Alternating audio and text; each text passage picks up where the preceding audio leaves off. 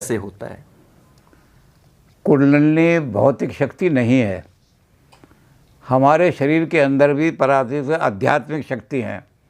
आत्मा कोई भौतिक चीज़ नहीं है, हम हमारे शरीर के अंदर है। अगर आत्मा निकल जाए तो शरीर भौतिक रह जाएगा, कुछ भी नहीं रहेगा, ख़त्म हो जाएगा।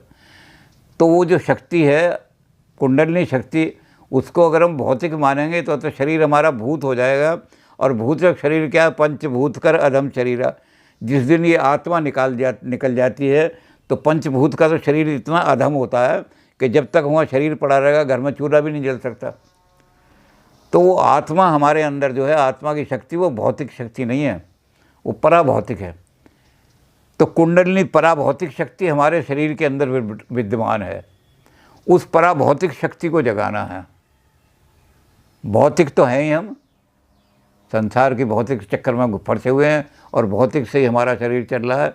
लेकिन इस भौतिक के अंदर जो है, चाहे उपनिषद से देख लो, चाहे कुंडलिनी की तरफ से देख लो, उपनिषद भी कहते हैं कि पंचकोशीय 5 कोश हैं, उन 5 कोशों के अंदर आत्मा विराजमान है। तो आत्मा को भौतिक कैसे मान लोगे आप? ये 5 कोश हैं हमारे। पहले अन्नमय कोश है। ये अन्नमय कोश अन्न से ही बनता है। और जैसे अन्न का विकार हो जाता है, थोड़ी देर के लिए आप रोटी बना के रख दो तो उसमें फंगस लग जाएगी, बदबू आने लगेगी। तो इस शरीर में भी थोड़ी देर के लिए अगर शरीर को रख दो तो इसमें दुर्गंध आ जाएगी, सड़ने लगेगा ये शरीर। तो ये हमारा अन्नमय शरीर जो है, ये अन्न से ही बनता है। अन्न ही इसका संरक्षण करता है और ये अन्न की तरह से ही गलनशील है सारा। इस शरीर के इस कोश के अंदर से जब जाएंगे तो प्राणमय कोश है, फिर मनोमय कोश है, फिर आनंदमय कोश है, विज्ञानमय कोश है। इन 5 कोशों को जब हम पहुंच जाएंगे तो विज्ञान में आनंदमय कोश में पहुंच जाएंगे हम, तो आनंदमय कोश में आत्मा विराजमान है। इन 5 कोशों का भेदन करने से आदमी आध्यात्मिक शक्ति प्राप्त करता है, वही मोक्ष है।